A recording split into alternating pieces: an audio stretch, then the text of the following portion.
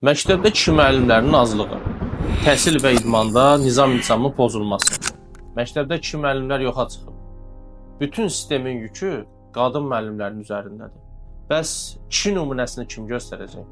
Bütün məşqçilərdə eyni şeydən şikayətlənir ki, indiki idmançılar uduzanda ağlayır, təslim olur, çətin məşq görəndə bəhanə axtarır, rəqabətə dözə bilmir. Məşqçi biraz sərt danışanda küsüb gedirlər. Sual edirəm, bu nəsil niyə belə zəifdir? Niyə heç nəyə axıra qədər davam etdirə bilmirlər? Niyə çətinliklə qarşılaşanda geriyə çəkilirlər? Səbəb ortadadır. Atalar vaxtlarının böyük bir hissəsini işdə keçirir. Uşaqlar isə daha çox ananı görür. Evdə ana, məktəbdə qadın müəllim. Hər yerdə ancaq qayğı, ancaq yumşaqlıq. Bəs sərhədləri kim çəkəcək? İlk sərt zərbəni görəndə kim ona dözüb ayaqda qalmağı öyrədəcək? Oğlan uşaqları nümunə götürəcək birini tapmalıdır. Əgər biz düzgün nümunə verməsək, bunu başqaları edəcək. Kişi müəllimlər niyə daha intizamlı bir mühit yaradır? Burada heç bir gender ayrı seçkiliyi yoxdur. Bu, psixoloji və sosioloji araşdırmalara əsaslanan bir həqiqətdir. Oğlan uşaqlarından sərhədlər lazımdır. Kişi müəllimlər də sərhəd qoyur, intizam öyrədir, qayda qoyur. Çünki oğlan uşaqlarının qaydaları bilməyə ehtiyacı var. Sosioloji araşdırmalara görə kişi müəllimlər şagirdlər tərəfindən daha çox avtoritet kimi qəbul olunur. Xüsusilə oğlan uşaqları kişi müəllimləri daha çox nümunə götürür və onların qoyduğu qaydalara daha çox əməl edir. Bu gün məktəbdə sərtlik görməyən uşaq sabah həyatın sərt üzünü görəndə nə edəcək? İlk dəfə mübarizə aparmalı olanda geri çəkiləcək. İlk dəfə rəqabətə girəndə təslim olacaq. İlk dəfə sərhədləri zorlayan biri ilə rastlaşanda ona tabe olacaq və biz buna icazə veririk. İdman təkcə fiziki bacarıq deyil. İdman xarakter formalaşdırır. Amma biz məşqçilər məşqə yeni yazılan oğlan uşaqlarında bilirsiniz nələri müşahidə edirik. Uduzanda ağlayır, döyüşü tərk edirlər. Çətinlik görəndə məşqləri buraxırlar. Bir rəqib ondan güclü olanda bəhanə axtarırlar. Oğlan uşaqları mübarizə aparmağı öyrənməlidir. Ona görə həmişə oğlan uşaqları üçün idmanın vacibliyini vurğulayırlar.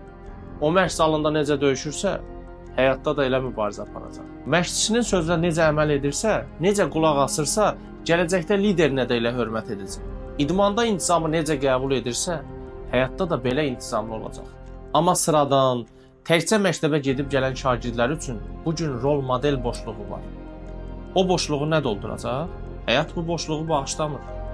O boşluğu küçə dolduracaq.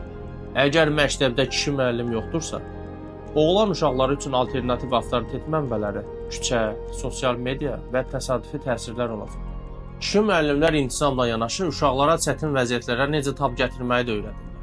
İdmanda da belədir. Sərt, lakin ədalətli bir məşqçi idmançının psixoloji dayanıqlılığını artırır. Mən qadın müəllimlərin əhəmiyyətini azaltmıram, qətiyyən. Əksinə, qadın müəllimlər daha empatik və qayğıkeş mühit yaratmaqda əvəz olunmazdılar. Məsələ balansdadır. İdeal sistemdə həm kişi, həm qadın müəllimlərinin birgə iştirakı tələb olunur. Kişi müəllimlərin azlığı isə bu balansı pozur və məktəbdə, idmanda nizam-intizamın zəifləməsinə gətirib çıxarır. Bəs bu problemi necə həll edə bilərik? Gəlin açıq danışaq. Bu problem təkcə məktəbin yox, cəmiyyətin problemidir. Kişi müəllimlərin sayını necə artırmaq olar? 1. Maaş və sosial status artırılmalıdır.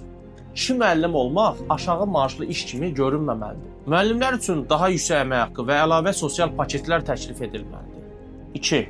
Cəmiyyətin kişi müəllimlərə baxışı dəyişməlidir. Müəllimlik qadın peşəsidir stereotipi yıxılmalıdır. TV-də, sosial mediada və ya rəsmi çıxışlarda kişi müəllimlərin rolu ön plana çəkilməlidir. 3.